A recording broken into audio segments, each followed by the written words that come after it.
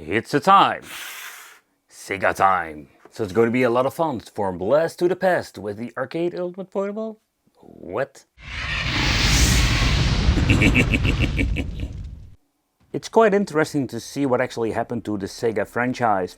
I think they're still making arcade machines, but when it comes to the home consoles, they actually, license a lot of different products, and this is one of them. The Arcade Ultimate Portable, I have no idea what the arcade exactly has to mean or what to do when it comes to this particular device, because they were only having Genesis or Megadrive games on this device. They have released a lot of different devices when it comes to, let's say, the Sega franchise, and we've reviewed a lot of them here on the channel. And consider subscribing, because I have reviewed and I'm going to be testing out a lot of them. However, when you're going to be looking at it, this thing comes with a lot of packed up very cool games. So having Sonic the Hedgehog, and having Alex Kidd, some Beefcake Turn in a Movie, Alien Storm, Columns, Crackdown, Golden Axe. Man, this thing is filled with all kinds of retro goodies.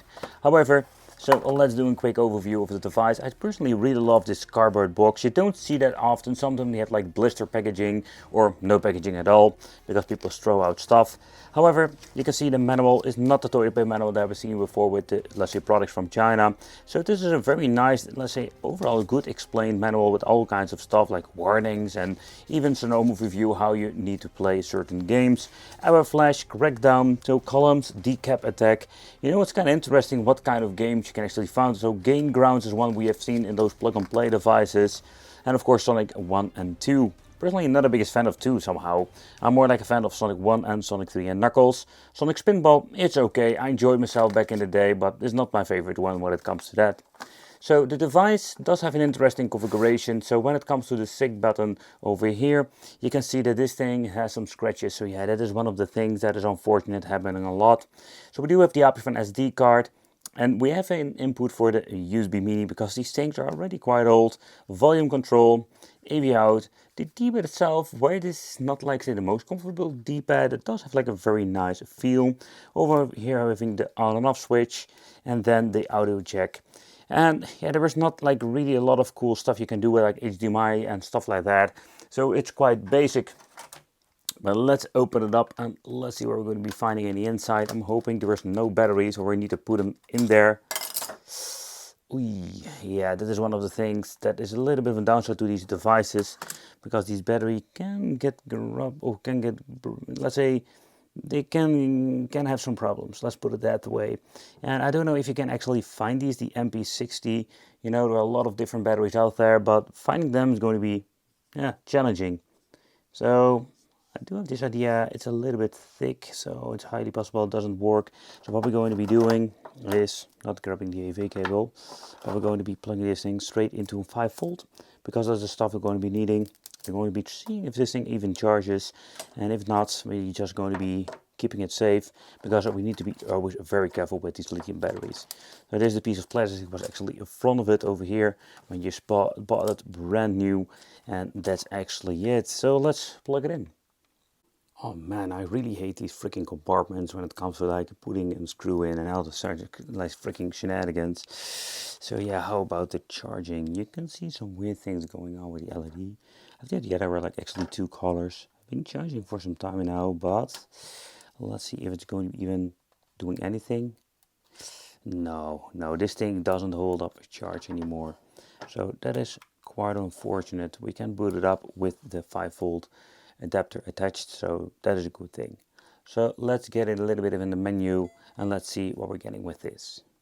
So one thing I'm really surprised actually by is that when it comes to the display, this thing is not bad at all.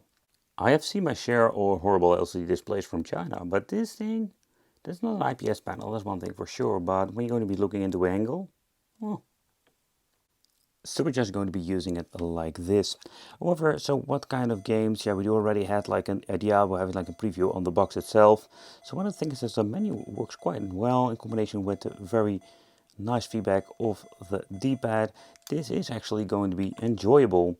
But let's see how the overall emulation is when it comes to that. Okay, so far so good. So let's see what's going on over here. Yeah. It sounds more like a speaker is broken, but that's not the case. So will sound a little bit slow because they are using, I'm guessing, the old school, let's say PAL ROMs, but So one of the things I already mentioned before is like the D-pad is very comfortable, particularly going to be using the left or right. So the audio of this is like pretty bad in some parts, but I must say that I find it still enjoyable.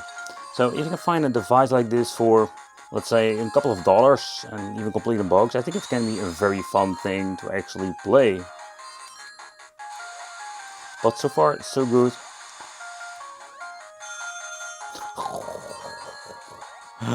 Oh, I messed up, that's one thing for sure.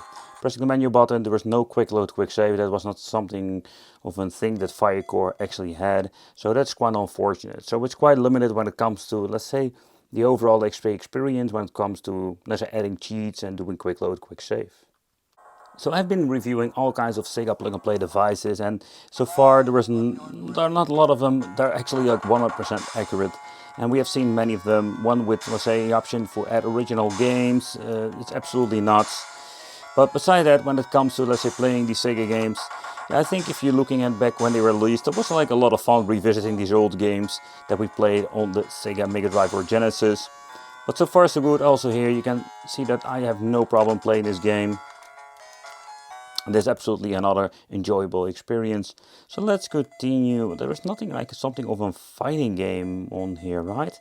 So we're going to be needing to use just the basic stuff. So let's get into some Golden Axe. So one of the things I'm really curious, how will it play when it comes to the beat 'em ups? I've been looking into a lot of games and devices. I did notice sometimes you can just have a certain direction that's good enough, but if you're going to be moving around, it's going to be awful. But no, this is not the case over here. Also, the double tapping is no problem. So I think this is actually one of the first time that I actually really enjoy myself playing with these fake devices. And I mean, I've been reviewing a lot of devices, of course, but I mean, particularly when it comes to these ad-game Firecore crazy things. And throughout all of the videos I've been making, I still suck at this game. Yep, and that's a fact. Did I freaking kill the guys? There's the other guy. Oh. I'm giving up. I'm just giving up at this. Another feature I want to check out is the SD card. Let's see if this is going to be working at all. So there's a very easy, like in the end, there's going to be an option for adding yourself or getting into the SD card where you can add your game. So let's go there. Already has been set up in FAT32 SD card. So let's see if we can get into the menu. Searching for games. And indeed, this part seems to be working. Okay, so let's boot something up. It's going to be loading into the memory. I have seen this option with another device I've been reviewing and testing out, but it was more like the later generation.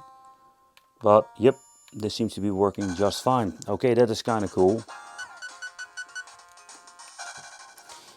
I know there is a fix out there with an audio fix, more like in custom firmware. I do wonder if that's going to be also available for this particular model.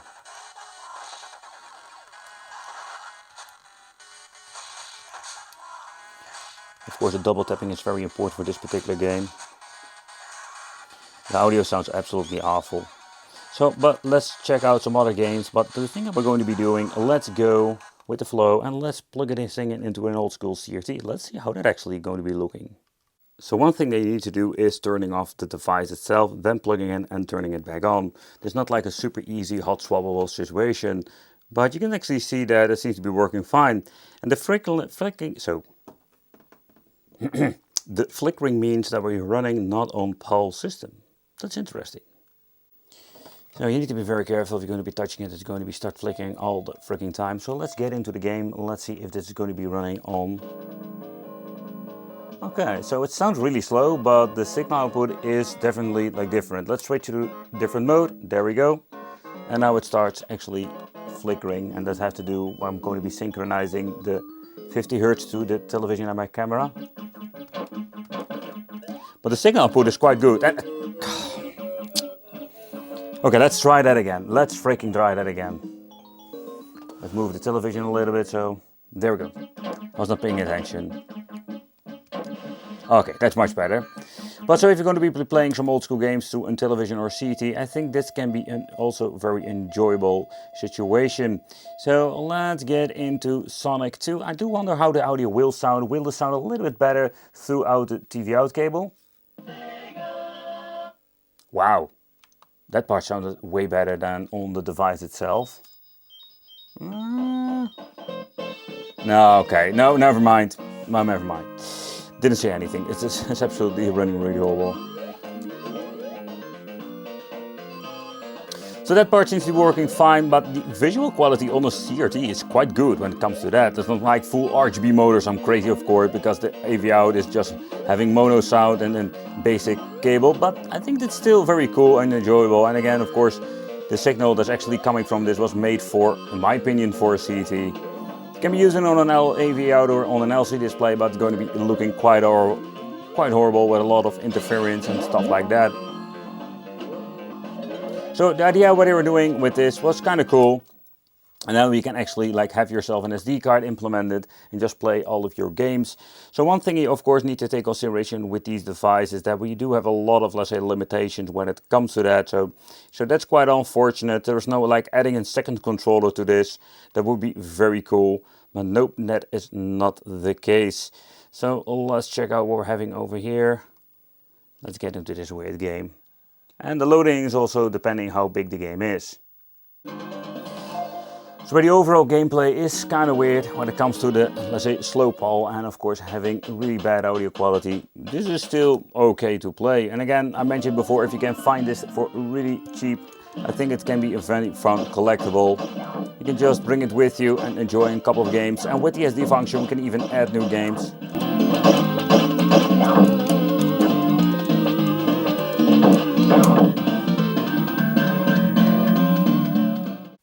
So when it comes to this particular arcade Ultimate Portable, yeah, Ultimate, it's not really Ultimate and it is not arcade in my opinion. However, when you're going to be looking at it, you know what's kind of funny? That it does hold charge. You can see that it's actually adjusting the backlight when you're going to be plugging in, let's say, the cable, so there's something that's going to be necessary. The over emulation, it's not the best, absolutely not. But if you can find these things for not a lot of money, they're absolutely fun collectibles. Let me know in the comments what do you think of this.